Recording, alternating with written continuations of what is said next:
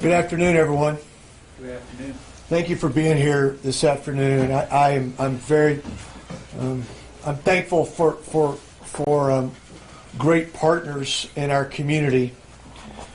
Senator Perry, I'm particularly thankful for you being here today. I guess last Wednesday we last talked, and since that time we've had many conversations in the community and federally and at a state level. I'm thankful for the folks at Texas Tech, for our school districts. I see Kathy here. I'm sure some of the other leadership may be here. Just this morning we had a chance to talk with the superintendents of our three largest school districts. We've been in constant conversations with the folks at Texas Tech. I'm thankful for Covenant and UMC. I'm thankful for our partners at the county. I see Clinton back here. Thank you, Clinton. We've been on the phone with Judge Parrish quite a bit. The nonprofits have been fabulous. I'll talk a bit more about them in a minute. The media has been great. I'm thankful for our media and the responsible way that they've handled this and how thorough I think they've been in their efforts. The business community, Jarrett and I started this morning early with Eddie McBride, and Eddie and I have been on several other phone conversations today. As an example, we just spent time with the local restaurant association and just to talk through them. They're a huge part of our economy statewide. They're the second, I think they argue they're the second largest generator of the state economy. They employ 1.5 million people statewide. They're very important to us. We've also had a great response from our utilities, from Suddenlink and from AT&T and from Atmos and many others, and we will I'll ask the council this evening to take action to allow LP&L to get in that group also, so we're doing the right thing in this time of challenge for our citizens. I'm thankful for the collaboration and the commitment to work together. Tonight, this evening, at 5 o'clock, we will have an emergency city council meeting, and at that time I will declare a public health disaster. Included in that will be limiting public gatherings to no more than 200 people. In that same breath, we would say that we also would encourage people to follow the Cdc Guidelines, which were published last night. And if you've had a chance to see them, they're interesting. They say 50 people is what their suggestion is, but if you read all the way through it, it's hard to really understand exactly what they're saying. But we feel like 50 people and continuing with our hygiene and social distancing are important. If you recall last week, that's what we talked about in our press conference, was that the hygiene, the washing your hands, the coughing into your sleeve, the social distancing, and none of that has changed. That disaster declaration will exempt out our schools and a number of others. Jarrett's going to talk about that in a minute. He understands the details of that even a bit better. But our schools have a separate protocol that they are following.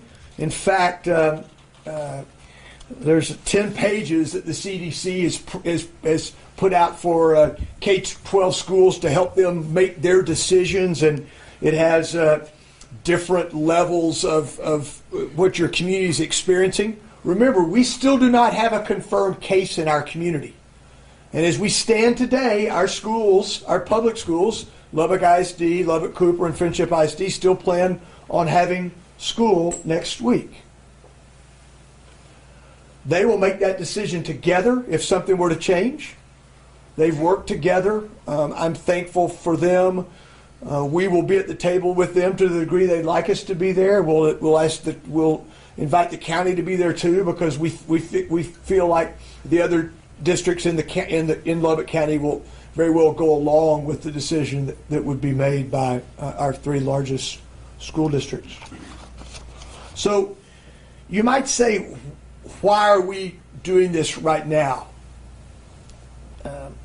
And I would offer these reasons. First of all, we think this is a measured response.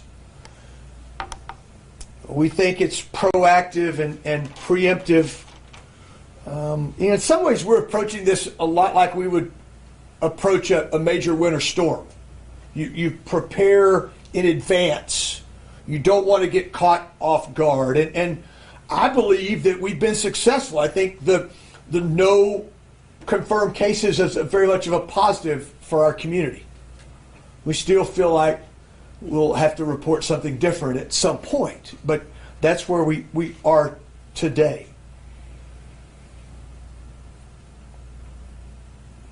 I hope that as a community we can take a real deep breath.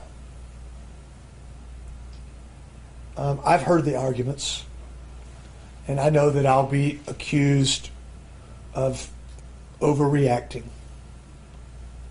And if that's the case, then I'll be guilty as charged. But I think when I read the City of Lubbock Charter, and I know the spirit of the men and women I serve with on the Lubbock City Council, we take very seriously that our charge, that job one is the safety of our citizens. And in that regard, I don't think it's worth the risk of not acting.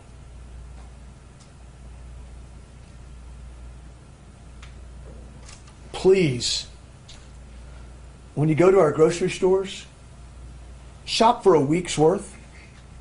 If you will do that, those shelves will be full by the middle of this week.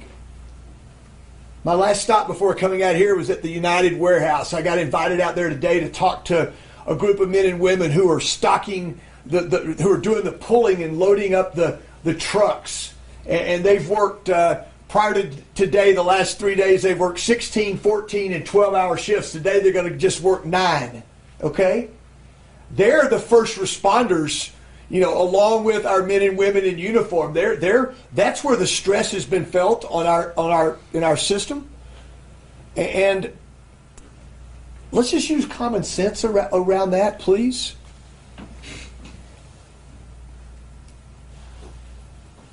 As we speak right now,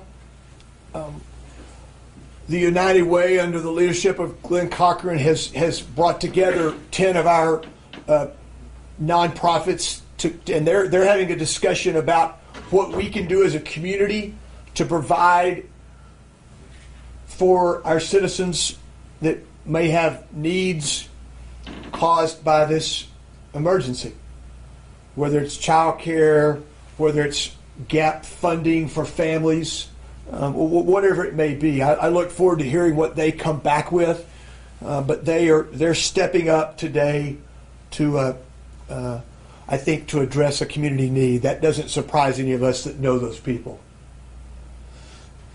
I'll close with this. You may remember in the height of the AIDS epidemic in the late 80s, I think it was 89, then First Lady Barbara Bush there was a press event where she took a picture of this baby who had been tested as HIV positive. And she was hugging this baby and talking to this baby much like she would one of her very own kids or grandkids. And there's certainly a big difference between HIV and what we're dealing with coronavirus. But I think it helped calm people a bit. So when we talk about social distancing, that doesn't mean lock your doors and never come out of your house. In fact, my wife keeps looking for that line that says she can't work in the yard. It's not in there, okay? But check on your neighbor. Check on the people that you love. You know, I found it pretty unusual yesterday afternoon. Instead of being at Danlaw Field, Rip Griffin Park, I got to call and spend 30 minutes on the phone on a Sunday afternoon talking to my parents, and that was good for, I think, for both of us. But let's love those people that we know and the ones we don't know.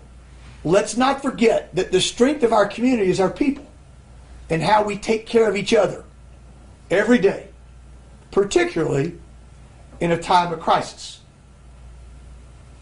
Thank you very much. Thanks for letting me share this with you. I'd like to introduce Catherine Wells, who is the director of the City of Lubbock Health Department. Ms. Wells. Good afternoon, and thank you, Mayor Pope. I want to say thank you to the city. We have, our health department over the last couple of weeks has had so much support, so much stuff going on behind the scenes to allow my staff to do the important work that we need to do, and I really appreciate that support. Today I'm going to just provide another update of what we've been doing since our last press conference, which was only back on March 11th. I'm finally getting used to doing all of these. We continue to closely monitor the situation and are really still following those long-standing public health plans that have successfully been used in the past.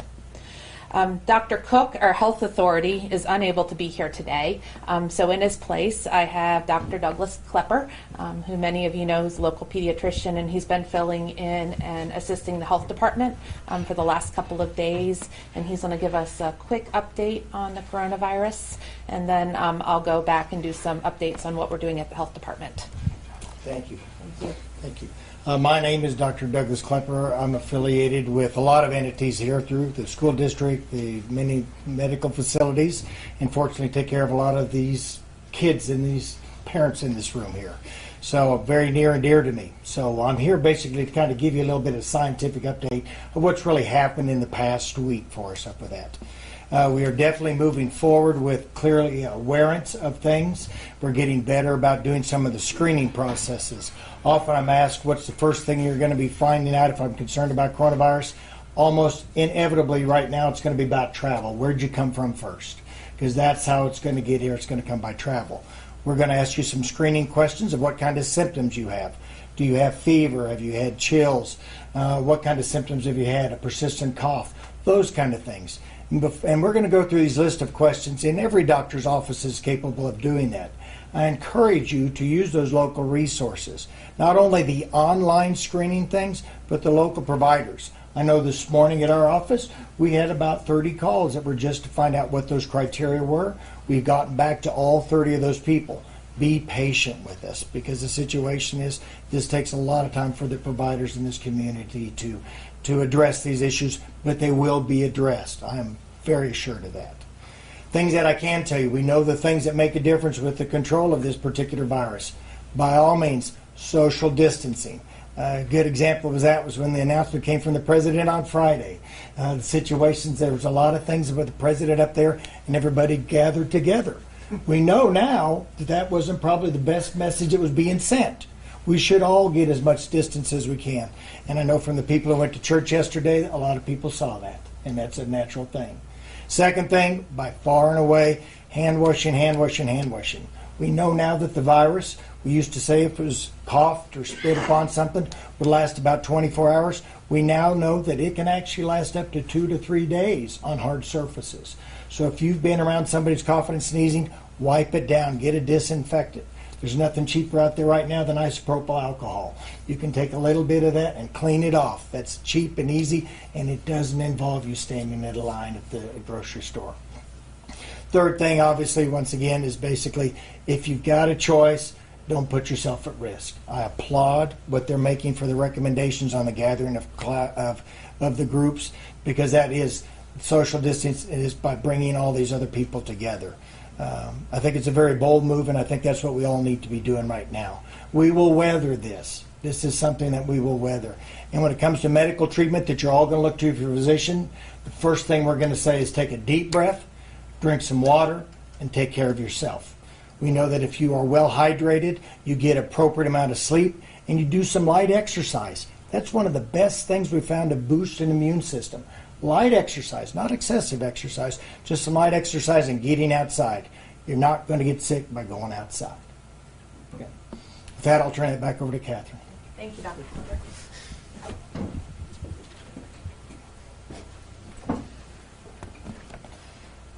Thank you very much, sir. So this, again, is an evolving situation, but the department continues to follow the protocols for disease investigations. Coronavirus has continued to raise our alert level, but that core public health work is still being done. We've done expansion of our City of Lubbock Health Department hours. That started today. There will be people answering the phone from now 7 a.m. to 6 p.m. We've also added the number of individuals taking on those calls. So hopefully we'll be getting to all of the concerned individuals in our community and getting good feedback to them. The goals of the health department during this time is really continue to inform our local care providers so that they can identify risk. In order to get tested, you need to go to your doctor's office, and your doctor's office is going to screen you. We're trying to test lots of individuals, but those with the signs and symptoms are the ones that need to be tested right now, and we have to work with the doctors and the Cdc Guidance to get that done. We're also working to facilitate that testing. So testing can't be done at the health department. It's done at our local response network laboratory, which luckily we have one here in Lubbock. But those samples, the doctor has to collect the samples, and then those samples have to go to that laboratory to process the testing. Thankfully, that testing turnaround has been very quick.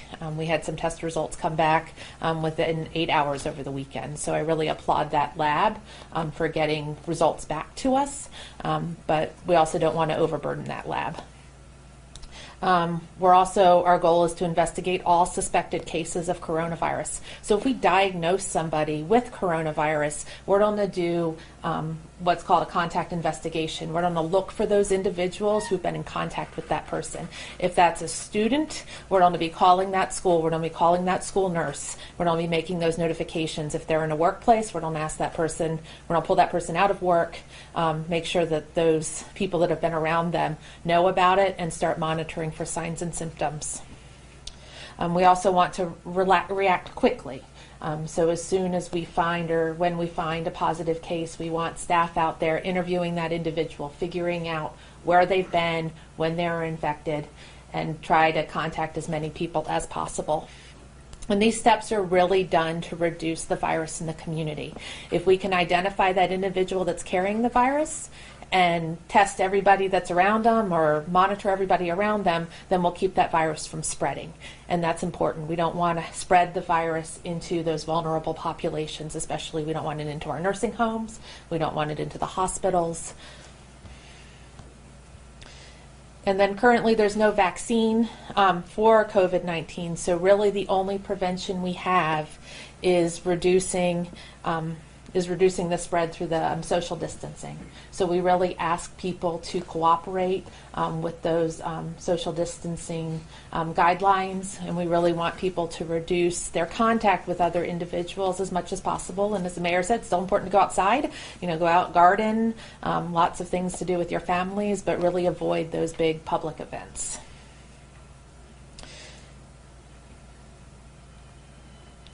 And then a little bit more about the testing. We've had lots of questions about we're not testing enough people. People are frustrated. But one thing to remember with the testing is the testing isn't going to change the medical treatment you're going to receive. This is a virus. The doctor's going to treat you the same way, regardless of regardless of whether or not you're testing positive or not. The testing's really for the public health system to understand whether or not we have the disease here. And then we want to make sure we test those people that might be in contact to those most at risk. So a person that's working in a nursing home or a person that's working in a hospital, we need to know if those people are positive so that we can make those recommendations, do appropriate cleaning, and isolate individuals. So please bear with us as we're working through all of these different testing protocols. We're really trying to cooperate with our doctors, get that done as quickly as possible. I'm going to go ahead and pass this on to our city manager, Jarrett Atkinson. I almost said doctor again, sorry. That would be twice. Okay, well again, thank you everybody for being here. Some of what I have today is a little bit repetitive. We've done this twice. We're doing it today, Monday at 3 p.m., and of course we will continue to do these Monday at 3 p.m. A little reminder, this is still a three-step response. It's a three-piece response. This is your public health system and your public health authority. This is what they do. The plans that they use to address any kind of a potential pandemic are long-standing, they're well-tested, and they're what we're following. They're working today, and over the long term, they will work. What I'll talk a little bit more about today is the third step of that, and that's what's the rest of the city doing? What is the rest of our operation? So again, I'll take you back. I told you we have two primary missions for our city operations. The first and the most important, support the public health system. Be sure they have the logistics and the resources that they need. Second, it's to maintain our essential services. So, as we've gone over the period of time since last Wednesday, we'll talk a little bit about coordination. It's already been covered to some extent today. We've been conducting joint meetings all across town, really all across the region.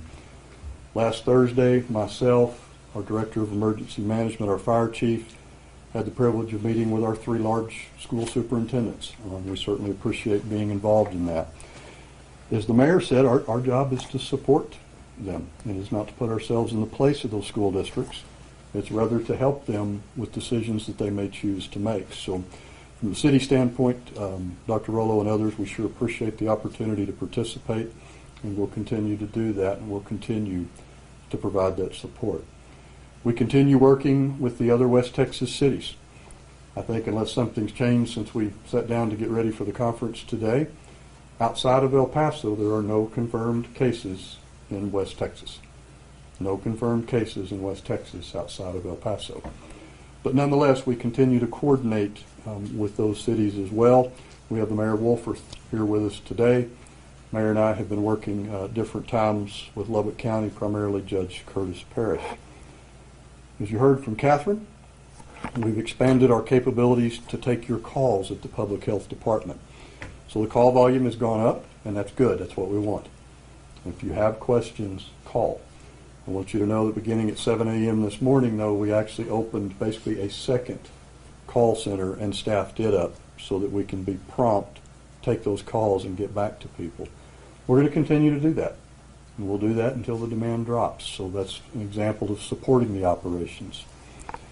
Give you kind of an example of self-regulating, so people that are already practicing social difference. Passenger traffic at Lubbock Preston Smith International Airport, I think, might be a good example of that. So if you look at yesterday at the airport, which was spring break Sunday, and you compare it to spring break Sunday a year before, we dropped from an average of about 2,000 outbound passengers to just under 1,000 outbound passengers. So outbound traffic yesterday at our airport was down 55% from the same trigger 1 year before. We don't have today's counts yet, but the projections that we get on that, and this mainly comes through the outbound screening, is similar, about a 56% reduction. I would note that both in the part of the airport that the city controls and operates, and the part that the TSA operates, and those pieces that the airlines operate, all of those have had all of their cleaning protocols enhanced, elevated, moved to multiple times a day, and they'll continue. Our Emergency Operations Center, which is actually the building behind us here in the parking lot, that's been staffed from the day that this began, staffed with emergency management personnel. Beginning tomorrow morning, we will go ahead and activate, so this brings on additional capabilities. We will activate the EOC to what we call level 3. That is our lower activation level.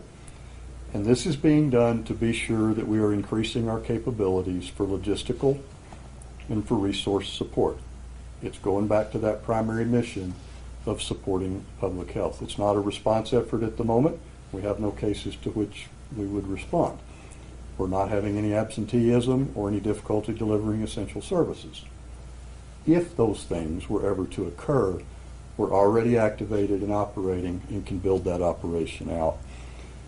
Few general items, and if y'all would humor me, I'm going to try to address a few of the comments that we get. We track all the social media and try to be sure we can speak to those things that are possible. First, throughout the community, we are already seeing local businesses that are self-regulated. They're changing their operational plans, their operational structures, and they're doing that in response to the event. It's social distancing. We appreciate that. It's going to work. It is going to help. And we really look forward to others joining them. We look forward to all of us as individuals really making those smart choices to self-regulate. If we do, we will delay or we will eliminate the confirmed case. It's not out of the question that it'll happen, but it's not inevitable. And we change that with those good decisions. So to those businesses that have already done so, thank you. We really appreciate it. We have a lot of questions about testing, a lot of questions that are coming in.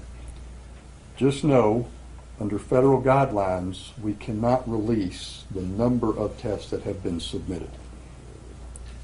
But rather know this, we have no shortage of testing capability at our local lab. They are doing tests. And your assurance for that is this simple. That lab, by law, has to report on a daily basis back to public health authority. That report tells us that if there was a test submitted, it's processed, was it a positive or was it a negative? If it's a negative, it clears the deck. If it's positive, Ms. Wells and her group go to work. We have no positives, and we absolutely have accountability and reports on every test that has been submitted and is working. Many of you may have heard the federal government today was releasing approximately 1 million more test kits into the United States. That's positive. They're also announcing that the private labs will be coming online. That is also positive. It increases the universe that's available. But know that here in West Texas, that lab has had no issues in having the testing kits and having the ability to process, and as Ms. Wells said, process in a very, very quick manner. So that's going good. Our governor last week did a press conference, declared a state disaster declaration, went through a sequence of items. One that generated a lot of questions was drive-in testing. Do we have it here in Lubbock, or do we need it here in Lubbock? Are we going to get it? At the moment, we don't. It's not out of the question, and it's not out of possibility, but we don't have it here, and we don't have it because we really don't have the demand for it at this moment. There's one that is open in Texas, and it's in San Antonio. There are 2 more in large cities that are expected to come online. Know that these facilities, these drive-in testing facilities that were discussed, are designed to serve public safety, medical community, and personnel who operate critical infrastructure. Those will eventually build out and serve a larger universe than that. But today, that's what those labs are doing. The governor also talked about testing for those who do not have a primary care physician. I think we've also heard this from the federal government. If you are in that situation, contact our public health department. Call those numbers. They will help make arrangements. You're not going to not be tested simply because you do not have a standing doctor. Okay? The system behind that is robust. We will work you through that, and we'll help you get that test if the medical situation dictates. Free of charge. Free of charge. Free of charge. Talk a little bit about the council meeting today. I think Mayor Pope's done an excellent job of covering that. We will meet at 5 p.m. at City Hall. So media, thank you very much for being here, and I hope I get to see you again not very long from now. That is to consider issuing that local declaration, and included in such are potential limits on public and private gatherings. This is a preemptive response. It is building on what we've been doing for the last several weeks. As the mayor said, it's not different than a blizzard. It's not different than what you see the state and local government do when a hurricane's projected to make landfall on the coast. It's a preemptive move. For those that work with the city, one of our big rules when we get into a potential disaster or emergency situation, we don't want to be behind, and I don't want to leave anything parked. Now, fortunately, that's usually because we're looking at snow or ice or something to that effect. But the same rule applies here. We're not going to get behind, and we're not going to leave any of our resources parked. If the call is made and those are needed, they're going to be ready, and we're going to deploy them. The declaration that the council will consider tonight supports that. So, I think we're going to stop. We probably have 5 minutes before we've got to move everybody. We'll be glad to take some questions and For myself and our three others, if we get questions, let's please stand here at the podium so the mics will pick us up. So I'll try to moderate. Who goes first? I guess in Hang on regards. just a second. Matt? Thank you. Why is travel history weighted so heavy still when this is getting spread within the community? And has that changed at all since last week? The travel history is important here because we don't have any local transmission. But when we're looking at travel history, that travel history is changing. So before it was international travel just in China, now we're looking at individuals that have traveled in Europe, and now we're even considering travel history of those that have been around the epicenters in the California, on the West Coast or in New York. So there's a lot more that qualifies as travel history, and that's updated every day. When it comes to this emergency declaration and limiting crowds, one thing that started today was the stock show, the fairgrounds. Do we know if that's going to continue or be allowed? The ultimate answer to that will be up to that entity under these conditions. The proposal that will be presented to the mayor and ultimately to the city council is limiting it at 200. We also propose a 24-hour window before that goes into effect. So if it is to be enacted tonight, it will go into effect tomorrow, Tuesday, at roughly 5 p.m. We have advised the show of that. They have the ability to respond to it at this point. If not, and the council does take those actions, that will be when that stops. So, Mayor, did you want to add anything to that? I think you covered it. Okay. About an hour ago, the president said he had changed to, now he was limiting 10. That was his recommendation. I know 200 is an arbitrary number. Mayor, why 200? Is that you're following CDC guidelines? Well, first of all, I haven't seen the president's comments. I think our decision is based upon the fact that we don't have a confirmed case. Guidance from our public health authority, our public health department, and trying to make what I think is a fact-based decision, like we talked about last week, using common sense and the very best information that we have. If something changes, we can always adjust, but we feel like this is the appropriate spot to begin. Now, I would add just briefly to that, if you review the CDC guidance that came out last night, it also directs you back to those local decisions at the recommendation of the Public Health Authority, which, of course, we've been in consult with all day today. So, good question. I think we'll do one more. Matt? Okay.